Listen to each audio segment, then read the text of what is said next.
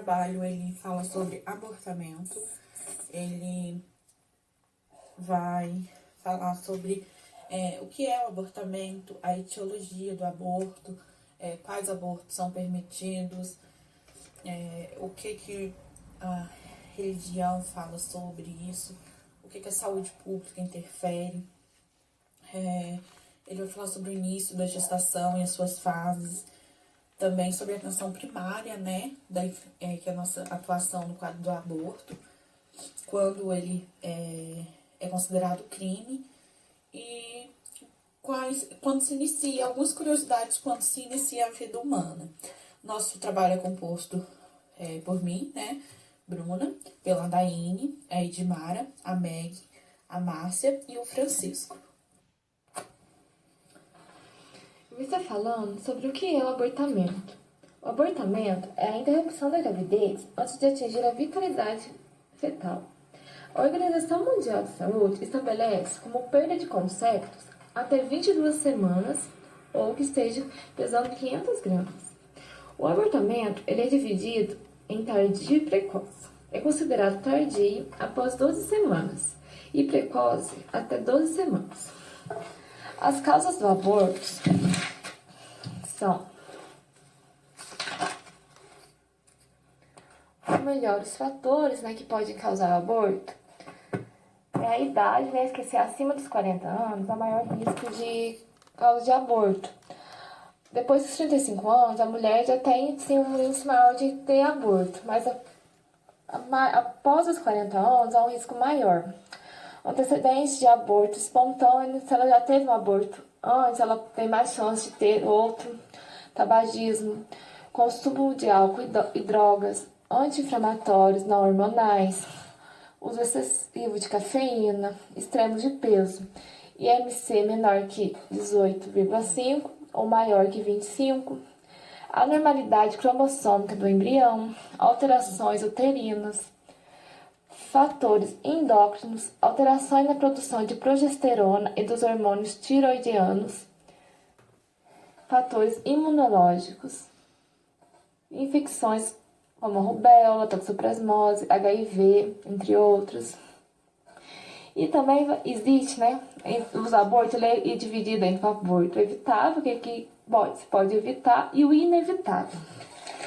O aborto evitável, ele vai ter um pequeno sangramento vaginal e pouca dor em cólica. Não tem muitas alterações indicativas na ultrassonografia, os batimentos fetais vão estar normais.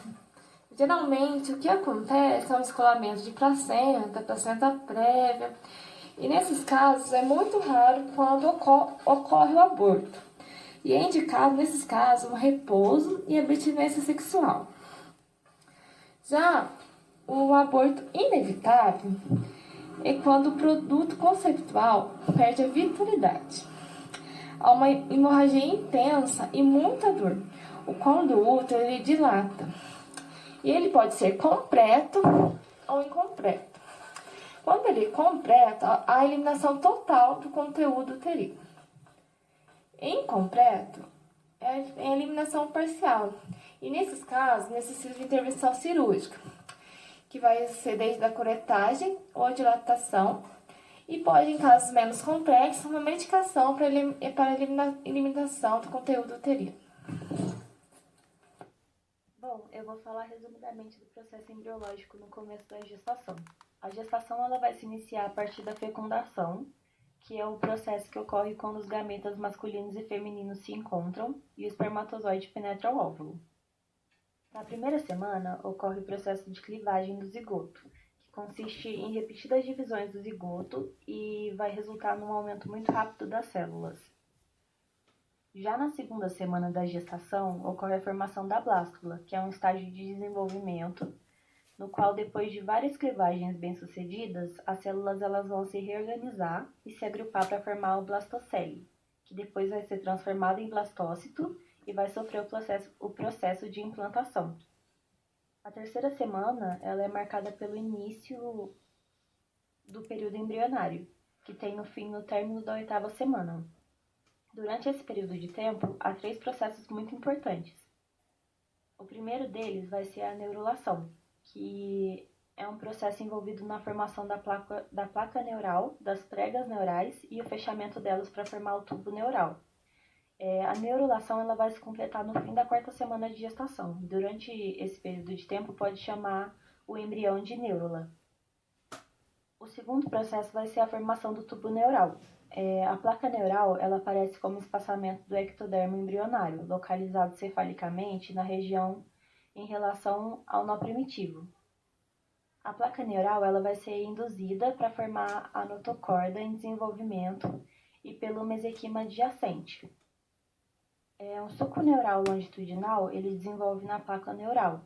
E esse suco ele é ladeado pelas pregas neurais que vão se juntar e se fundir para formar o tubo neural.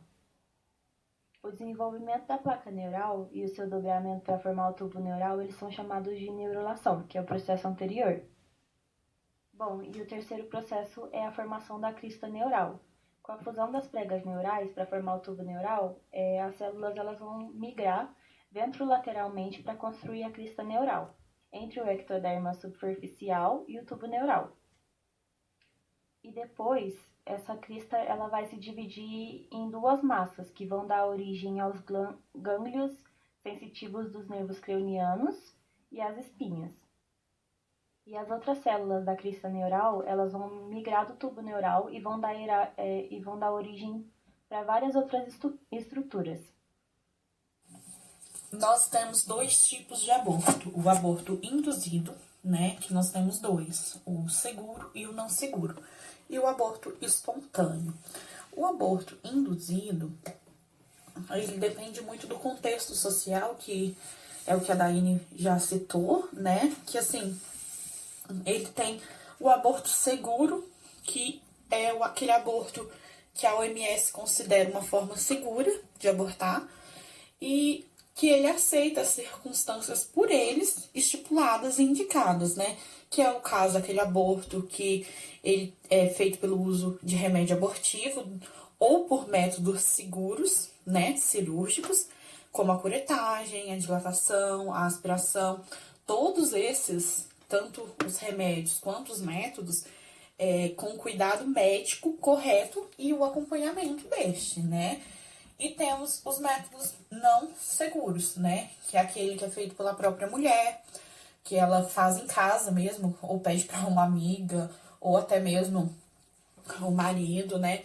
Que ele usa agulha de tricô, ou cabide de ferro, ou qualquer outra ferramenta que pode prejudicar, né? E também tomando remédio abortivo, né? Sem a orientação médica, ou de origem duvidosa, né? E até realizado em clínicas clandestinas, né? No ato de desespero, no ato de, assim, de tirar aquilo que não foi planejado, né? Mas esse não seguro, ele coloca em risco a vida da mulher, porque ele não tem um acompanhamento médico, ele não tá nas indicações corretas, além, né, de ser um dos que pode ser considerado crime, que um pouquinho mais pra frente a Márcia vai falar sobre ele. E temos o aborto espontâneo, que é aquele que ele acontece sem a vontade da mulher. Ele é aquele aborto que ele é devido a vários fatores biológicos, psicológicos, sociais, né? Os motivos variam, desde o esforço físico excessivo, a má formação, né, do feto, grandes níveis de estresse, né? E assim, estima-se que 25% das gestações acontece o aborto espontâneo devido à má formação genética do embrião. Então, assim, vê-se muito que a má formação, ou, por exemplo, a mulher já teve um aborto induzido, tanto seguro quanto não seguro, então ela pode acarretar até um aborto espontâneo, mesmo quando ela programar uma gestação. Então, assim, o aborto é uma situação muito delicada, que tem que ser avaliada por médicos e sempre tomar as melhores decisões, porque ele pode afetar, né, a vida reprodutiva da mulher. E falar sobre a saúde pública no quadro do aborto. O aborto na saúde pública se trata de um aborto induzido, devido a uma gravidez indesejada, por falha ou falta de um planejamento familiar. Pois a pobreza, a condição socioeconômica, né, a cor, a raça, o estado civil. Muitas vezes as mulheres que vão fazer um aborto induzido, elas estão solteiras, elas estão desamparadas, né? E a falta de informação leva as mulheres a fazer do aborto um planejamento familiar. Elas não têm um planejamento familiar sólido ali para elas se prevenir. Então, na maioria das vezes, a gravidez indesejada é que vai levar elas a esse aborto induzido, né? Devido a uma falta de um bom planejamento familiar. E muitas vezes ela não tem acesso a isso. Por isso que a saúde pública ela deveria, né, reforçar o planejamento familiar, né? Levar as mulheres a terem mais acesso a esse planejamento para diminuir, né, o aborto induzido. Porque o aborto induzido, ele aumenta o número de morbidade e mortalidade das mulheres, né? Porque traz muitos riscos para as mulheres. Em 2007, o governo brasileiro, ele criou um programa especial de planejamento familiar para contornar o aborto. Mas mesmo assim, o aborto induzido ainda existe em grande quantidade. Mas a maneira de diminuir esse aborto induzido seria o reforço de um planejamento familiar consolidado, né?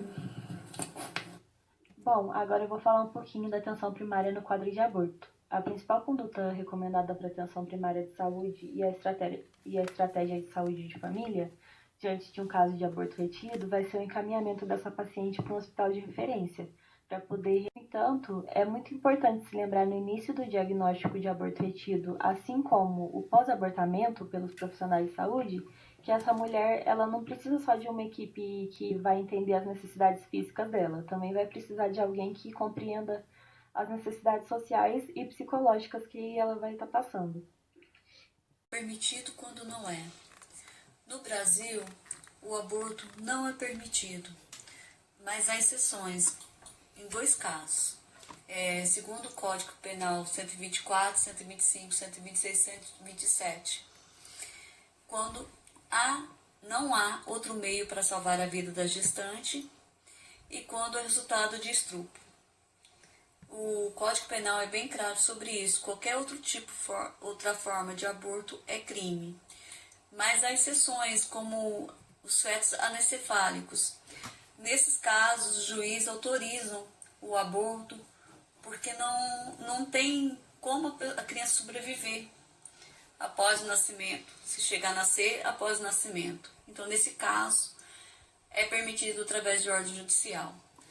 No caso de microcefalia, não é permitido, porque o juiz entende que há vida mesmo depois do nascimento, mesmo com as suas dificuldades, entendeu? Com suas limitações, mas há vida. Certinho? Muito bem. Religiosas e suas curiosidades e influências no abortamento. Eu vou começar com uma pergunta. Quando se inicia a vida humana? Eu peguei algumas citações de alguns médicos, químicos, físicos, muito influentes, muito importantes, médicos mundiais, e vou citar algumas falas deles que eu achei bem interessante. O zigoto é vida humana. Este é um fato que ninguém pode negar. A vida humana começa na concepção. Zigoto é o termo que se refere a uma vida recentemente concebida, depois do óvulo e do espermatozoide se terem encontrado, mas antes do embrião começar a se dividir. Dessa forma, uma nova célula é formada da união de uma gameta masculino e de um feminino. A célula chamada de zigoto resulta em um indivíduo diferente de cada pai e de qualquer outra pessoa no mundo. O zigoto, formado pela união de um ovócito e um espermatozoide, é o início de um novo ser humano. É cientificamente correto dizer que a vida humana começa na concepção. Então, gente, dessas falas, dessas citações, fica bem claro a gente entender que o zigoto, ele é uma vida humana, né? Desde que o óvulo se encontra com o espermatozoide, esses médicos, um consenso, a maioria deles tem um consenso de que é correto afirmar que a vida humana começa já na concepção, né?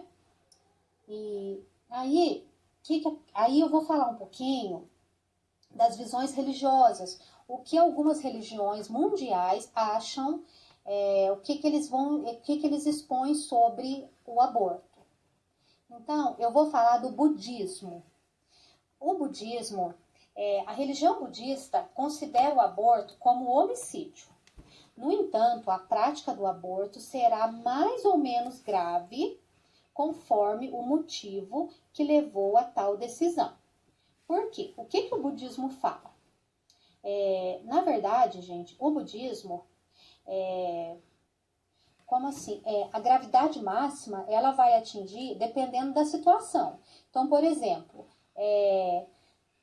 na situação simplesmente da mãe não querer a criança, isso aí não é um motivo forte. Isso aí é um motivo egoísta. Então, em suma, é condenável, entendeu? Então, depende do motivo que leva à decisão de abortar. Por exemplo, quando o aborto é feito por motivo de força, de malformação, né? É possível que se aceite com vistas de que a criança vai evitar problemas no futuro. Então, comete-se assim uma ação destrutiva com vista a prosseguir uma motivação positiva. Então, nesse caso, quando tem malformação, é aceitável, né? O próprio Dalai Lama considera o aborto como homicídio e ele ressalva que é necessário olhar para a situação em específico, analisar bem e, em alguns casos, a realização do aborto é permissível. Agora, eu vou falar um pouquinho do hinduísmo. A ética médica hindu advém do princípio de ahimsa, isto é, não violência. Quando se considera o aborto, deve-se escolher a ação que cause menos mal a todos os envolvidos, ou seja, a mãe, o pai, o feto e a sociedade. O hinduísmo é contra o aborto, exceto quando seja necessário salvar a vida da mãe. Então, gente, o hinduísmo é o que eu acabei de falar, né? Em geral, ele é contra o aborto, exceto quando vai salvar a vida da mãe. Eles consideram o aborto como uma violação ao dever de produzir filhos para a continuidade da família e produção de novos membros da família. Então, para eles, é muito importante se ter filho, né? Para uma continuação da família. Muitos hindus veem a produção da descendência como dever público. Então, como que se diz? O aborto ele é praticado na cultura hindu na Índia porque a proibição religiosa é por vezes levantada pela preferência cultural por filhos rapazes, né? Infelizmente. O islamismo. O islamismo, após o feto estar completamente formado e adquirir uma alma, é ilícito o aborto, porque é um atentado à vida de um ser humano completo e vivo. Isso segundo o Alcorão. Então, o que o islamismo defende? Ele defende que o feto, segundo o Alcorão, o Alcorão tem uma fala do Alcorão que fala assim: quem matar uma pessoa sem que esta tenha cometido homicídio ou semeado a corrupção na terra, será considerado como se tivesse assassinado toda a humanidade. Então, a maioria dos estudiosos islâmicos, eles consideram que a alma é adquirida aos 4 meses, ou seja, nos 120 dias de vida do feto. Após este tempo, o aborto apenas pode ser realizado em situações muito excepcionais. Tipo, quando existe perigo para a vida da mãe, né? Ou em virtude de um princípio deles que fala a escolha do menor de 2 males. Ou seja, salvar a vida da mãe é o menor de 2 males. Porque a morte da mãe, ela é mais prejudicial do que a morte do feto, porque possui responsabilidades e constitui um pilar da família.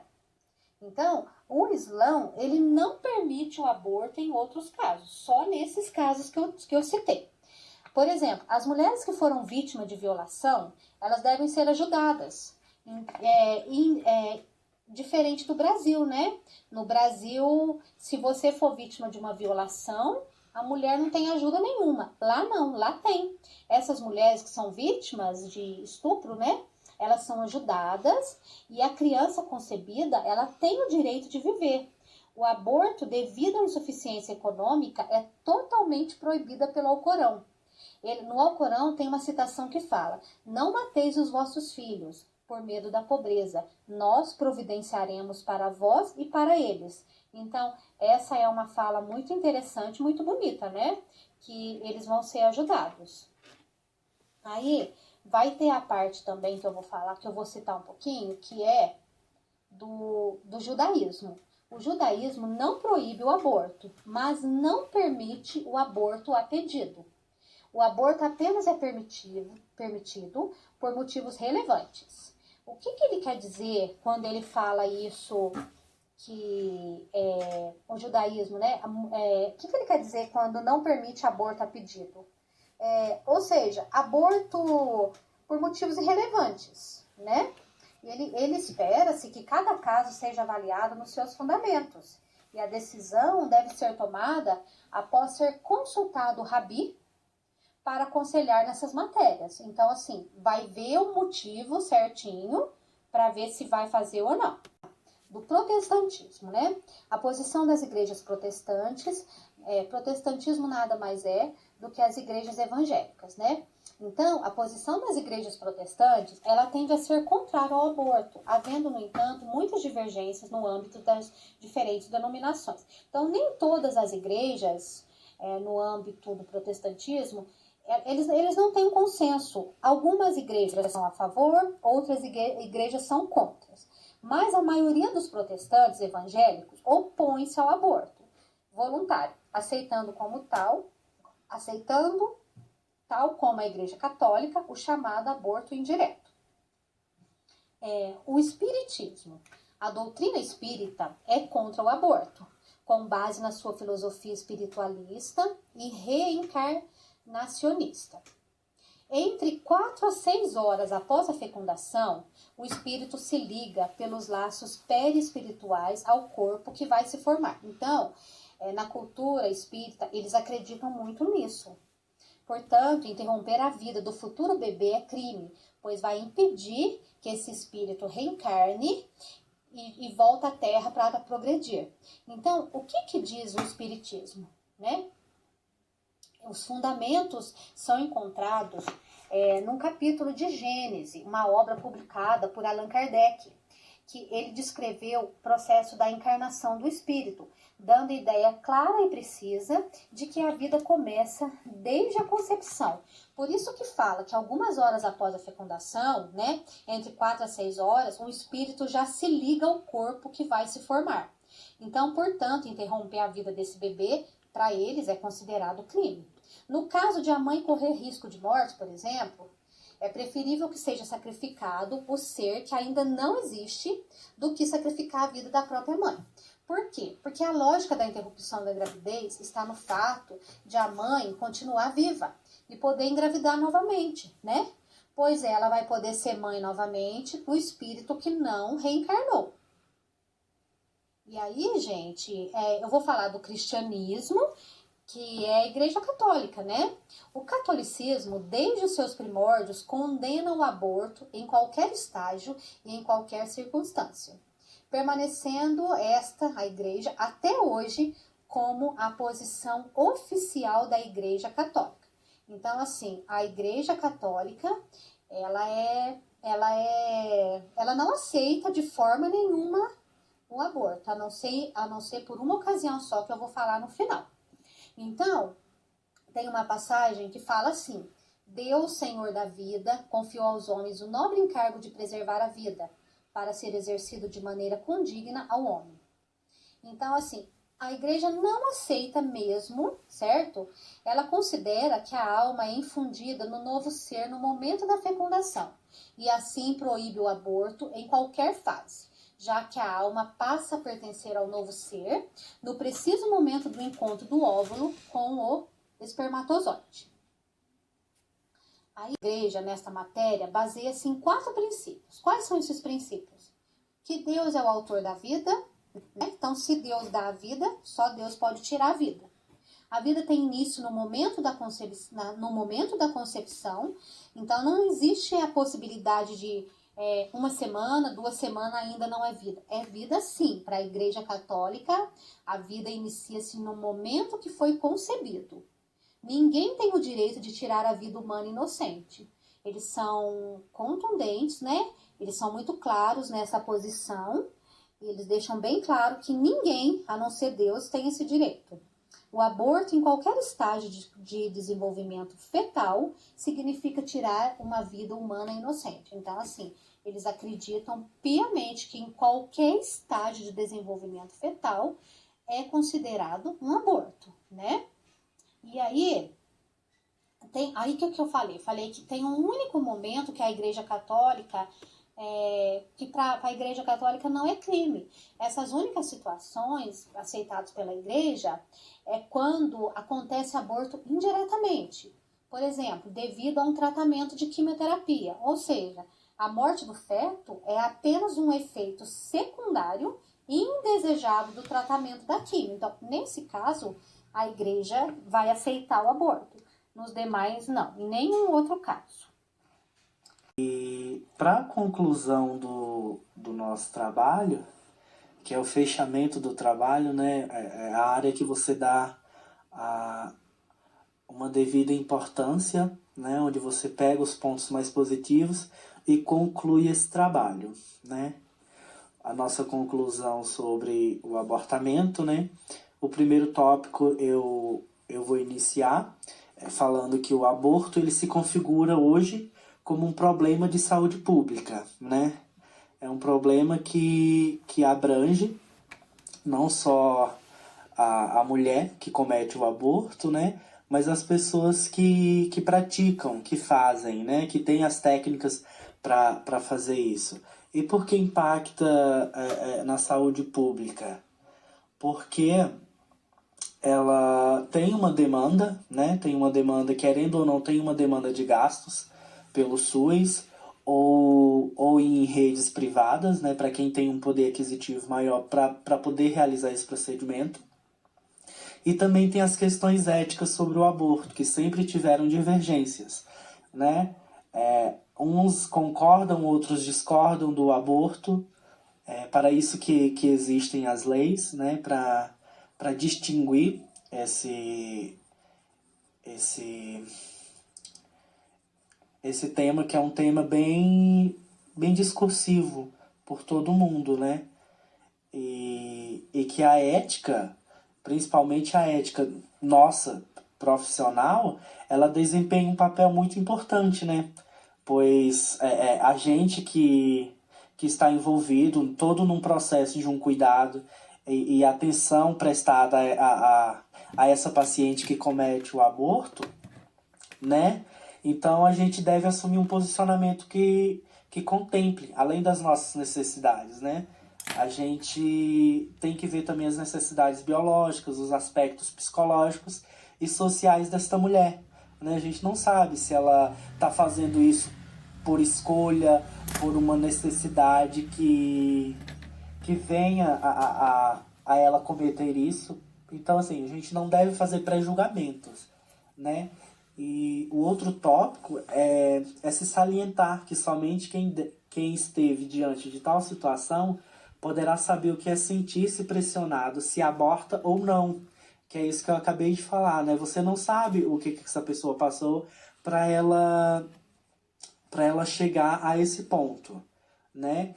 E muitas vezes há uma condenação da mulher pela sociedade. A sociedade hoje em dia condena tudo praticamente, né?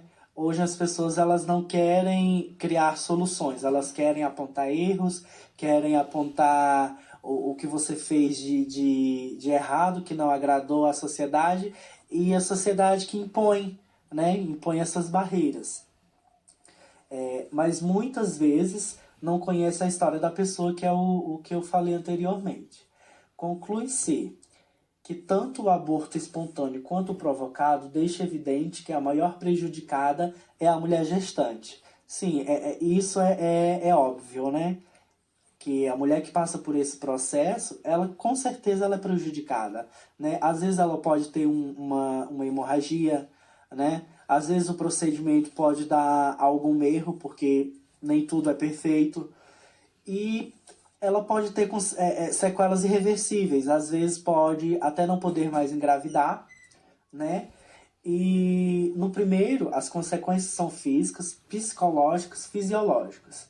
No segundo, além de todas as consequências do primeiro, os envolvidos na prática abortiva ainda estão envolvidos criminalmente e responderão em juízo pelo que cometeram. De fato, né, gente? Se o aborto ele é considerado crime, então as pessoas que cometeram e as pessoas que tiveram essa prática, elas têm que ser julgadas, né, em juízo. Elas têm que ser ouvidas de fato, né? E ver se isso configurou crime ou não, né? Diante disso, acredita-se que os profissionais enfermeiros devem estar constantemente buscando a atualização e permeando sua assistência, não só no fazer técnico, mas também que se contemple os aspectos éticos científicos. De fato, né, gente? A gente não vai querer saber por que a mulher está fazendo aquilo, né? A gente vai prestar a assistência adequada, né? Sem fomentar a sem fomentar ao que essa paciente tá passando no momento e o que ela fez para poder chegar a essa situação, né? No caso do atendimento à mulher em processo de abortamento, requer que os profissionais reflitam sobre sua conduta e se desapeguem de valores e crenças, livre de pré-julgamentos e condenações, né? E isso é muito importante para a nossa profissão. Não só para as pessoas para as mulheres, né? Que vão realizar um aborto, mas isso serve para as outras áreas também, né? A gente tem que ter aquela nossa ética, né? E até mesmo o código de ética, ele fala que os profissionais da enfermagem, eles são proibidos, né? Proibido dos mesmos cooperar nessas práticas, né? Destinada a interromper a gestação, porque isso é crime e da cadeia, né, gente? Então, geralmente quando o aborto ele é legalmente autorizado, isso é previsto em lei, né? Porque lá há um regulamento que condiz para que ela faça aquela prática, mas dentro da lei, né? Isso não sou eu que vou questionar, é um momento da mulher, né? Da mulher e da lei, porque aí eles vão determinar por qual motivo ela vai estar fazendo essa prática, né? E também a gente deverá decidir de acordo com a nossa consciência também, né, sobre sua participação ou não no ato abortivo, né?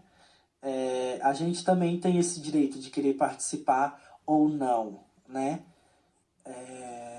Então, o que a gente pode concluir do trabalho é que tudo envolve questões sociais, questões econômicas, questões de saúde pública, né?